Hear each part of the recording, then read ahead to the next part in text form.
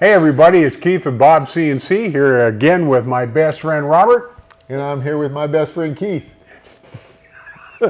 After our last discussion, Yeah. I wasn't sure. No, absolutely. Yeah, it's fantastic. Yeah. But anyway, what we're going to talk about today is a follow-up on our last video. Yeah. When we talked, tried to answer the question, what kind of CNC should I buy? Yeah, so today we were going to just go over the specifications of Yep. our machines. And really, these are the specifications we believe that you should look for in a CNC machine. If you're buying one or building one, the stuff that you're going to want to look for. So. Oh, absolutely. So let her rip. Okay, so what are we starting with? Well, we can start off with our smallest machine. We have a 16-inch by 18-inch cutting area, right? And then we have a KL744, and then we've made an extension, so it's got a 4-foot by 8-foot cutting area. The reason this is important is you need to make sure that the term is right. So if you're saying cutting area, that's the area that it'll cut. If you have a small garage, you're going to want to know the actual size of the machine, which is different. So, you know, it's always bigger than the cutting area. Yes, it is. Well, it should be. Yeah, you may have a really flimsy machine, I guess. But so the cutting area is always going to be the smaller number, but that's how big it will cut. Right. And for like our machine, the KL series, if you have a 4x4, the machine's about a 5x5. If you have a 3x3, the machine is about a 4x4.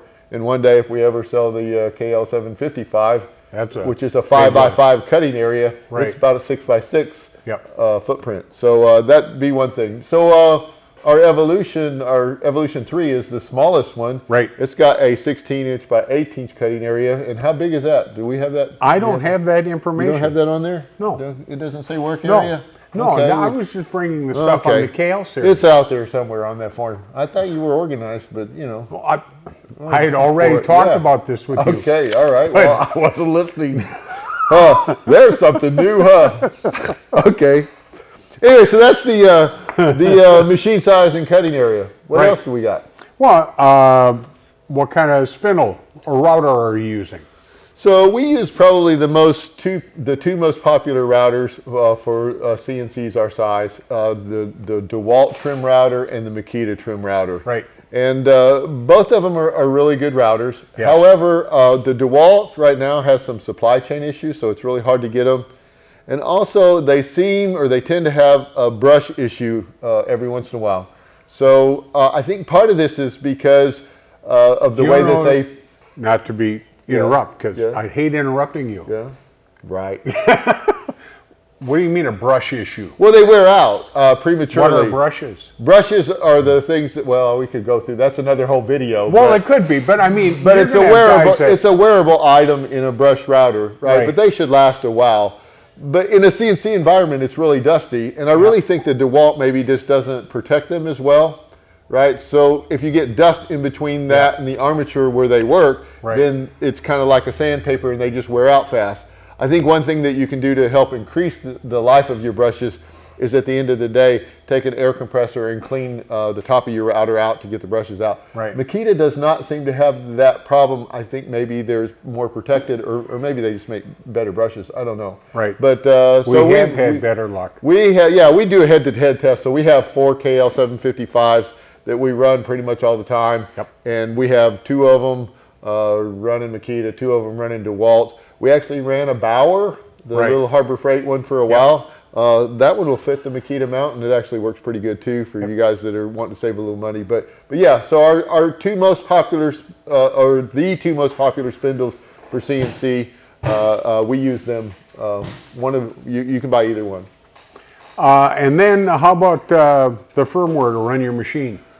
So I would say that probably everybody that's under $4 or $5 grand, even some more expensive CNCs, run a firmware. It's Gerbil firmware. It's Sunny is the lead developer of it. It's open source. You know, it's free to download. It's free to modify. I mean, he gives you the source code for that.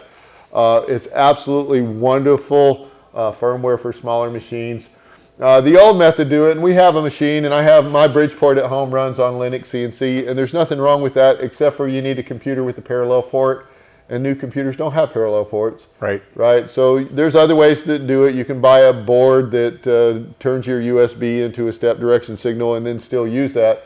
But with this method, you just need the USB and the controller takes care of all of the processing so that your motors move where you want. And it's a fantastic system for a hobbyist machine. It's real simple. Yeah. It doesn't handle like tool changes and macros, but we don't have tool changers for our CNC, so it doesn't really matter. It's not an issue for us. But yeah. Okay, another thing is as you're shopping for a machine, you'll see that some have,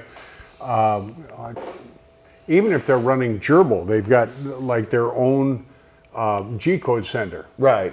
And where we're going to ask customers to download one, and we're recommending Universal. The Universal G-code sender is by far the most popular. There's other ones out there, and some of our customers have explored those. We would recommend that you do that also.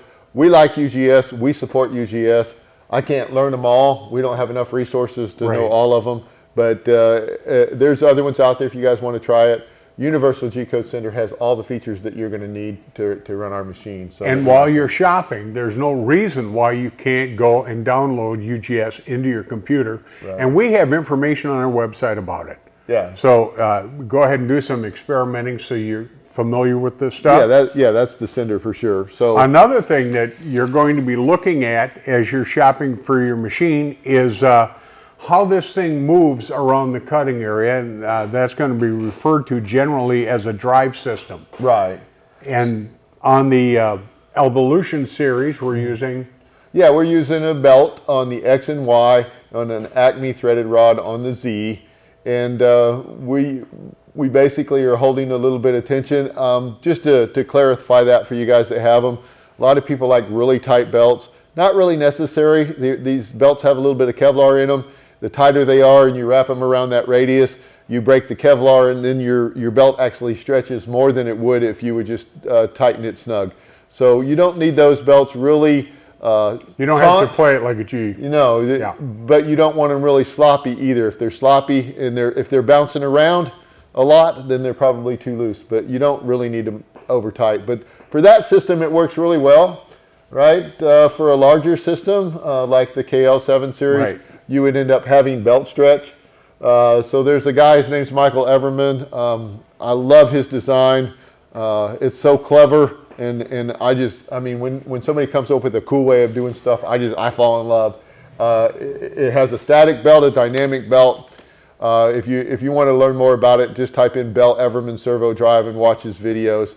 But it really eliminates all the belt stretch, and it's quick. And it's quick. So yeah. I mean, maybe that's the next thing that we could talk about. But before we go there, on the KL7, we have a ball screw on the Z, so you get a little bit extra precision, but more importantly, you get more speed, right? And when you got a bigger machine, and you're going to want speed. So our E-Series runs a little less than 400 inches a minute for rapids, not cutting movements. What do you mean by rapids? Non-cutting movements, when it's out moving to the next spot. So if you're writing your name, right, you have to come out of the wood to get to the next letter. Right, unless you're writing in cursive, then you wouldn't have to. But we're saying we're doing block letters here, right? So either way, so there's a lot of time that a CNC spends cutting, and there's a lot of time that it spends just moving around to get to the next cut. Right. So if your machine is really slow, like my first machine, we used a quarter 20 threaded rod, and the top speed was like 20 inches a minute. Well, you know, if you had a 20-inch bed, it took a whole minute, and you don't think that's very long unless you've sat in front of a microwave, but it takes, you know, you're like, come on, get there, right? Right. So, you know, our E-Series, the Evolution, runs at about 400 inches a minute, and, you know, since you're only going 24 inches, you know, it feels like it gets down there in a few seconds, right? But 400 inches a minute for a 4x8 machine, it would take 30 seconds to get from one side to the other, and you're like, again, so our KL7's a lot faster. It'll move at 1,000 inches per minute, and it actually is really constrained really more by the microcontroller step rate than it is by we tested straight moves at 1,500 inches per minute and had no problems. I'm not going to recommend that you change it that, because most of the time you're not going to do just straight moves. But then the ball screw, if you're moving at 1,000 inches, and so now you're cutting at 200 or 300 inches a minute, now the ball screw being able to move fast enough to do your 3D contour, right, it needs to be faster, right? So the system has to go together. So with the KL744, you get the ball screw and the bell Everman, to be faster because it's larger. Also requires more power. So we'll talk about that next, probably the stepper motor power. Whereas the Evolution 3, it moves at 400, doesn't need as much power. It's also lighter, but it's designed for that machine. Then leads to the next thing. On the Evolution series, you have stepper motors, whereas with the KL, we've got a servo with an encoder. What's the difference? Why is one and not the other? So if you've been on our Facebook group, you'll see customers that have, they started a flag and all of a sudden the stars got offset because they missed steps or something happened, right, where the stepper motor messed up. And so it just shifts the work and it keeps on going. It doesn't know that it's in the wrong spot because it's a step direction. It's only one-way communication, right? So that'll happen. So on a servo system, since it knows where it's supposed to be at and it's driving to that position, as soon as it's got an error that's large enough, it will stop the machine and say, hey, I'm not where I'm supposed to be, something's wrong, and you don't mess up that piece, right? So in theory, you could salvage your work because you wouldn't have gone where you shouldn't have gone. Or you're hearing it in the shop and you turn around and you go, hey, what happened, right? You wouldn't have that. It would stop and it would let you know that it is finished. What's the difference in size between the motors? I mean, not just the type. Yeah, they're NEMA 17 and NEMA 23, but again, that's just size. You can make a stepper motor longer and you can have more torque, but you introduce some other variables that aren't so good. But what we define is the torque. So for our Evolution series, they're basically 75 inches of torque.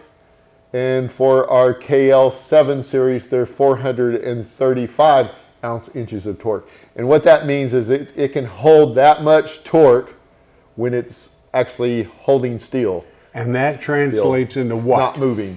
Well, just how much power you can run with.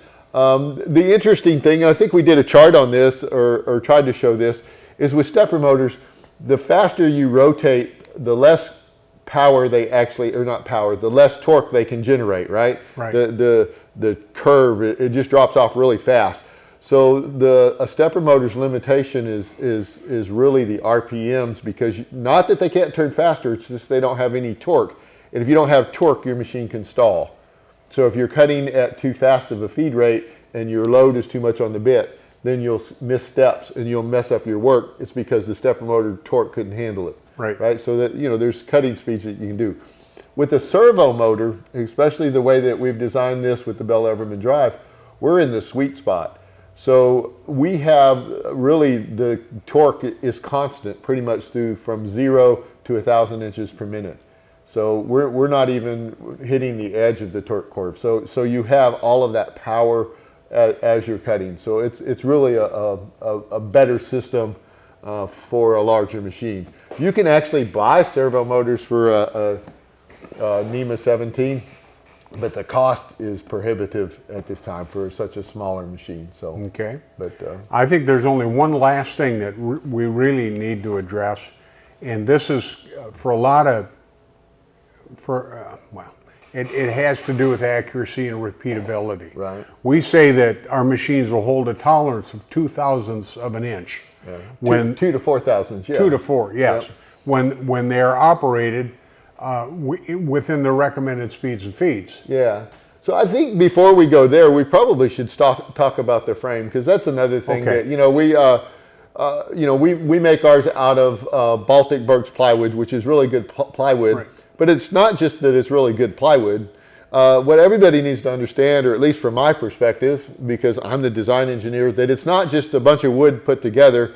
It's designed to a certain rigidity for a certain speed to have a certain power, so all of it works together. So you would never really want to take and throw NEMA 23s on the Evolution, to try to get more torque, right? Unless you were willing to do something else with some of the other components. So it is designed as a system to do what it needs to do.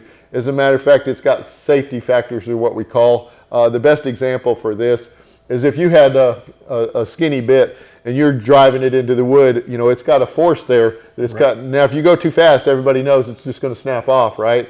So let's just say, for instance, that that's 50 pounds, and I don't know off the top of my head, we'd have to do bit geometry, but let's say it's 50 pounds.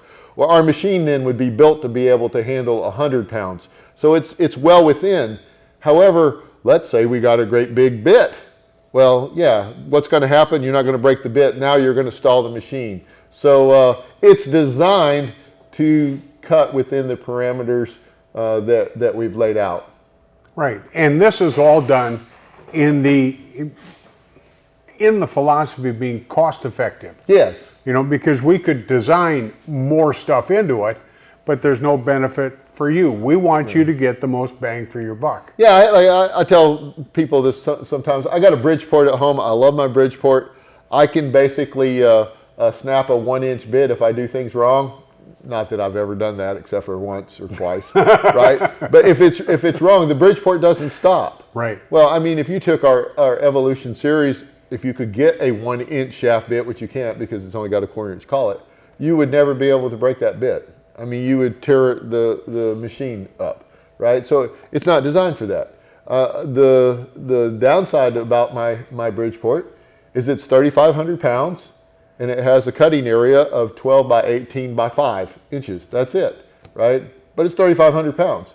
But boy, will it cut anything that you want it to cut. So yeah, so again, we're getting back to what is it designed to do. Right. So our Evolution machines are designed for hobbyists to start out maybe a little bit of production work. And then our KL7 series is also hobby, but can handle light production or custom furniture or custom projects that you're looking for. The biggest thing, guys, is we want you to shop around. We want you to make intelligent comparisons, and if you got any questions about the machines, you can get a hold of us at the help desk at BobsCNC.com. Until next time, we'll see you.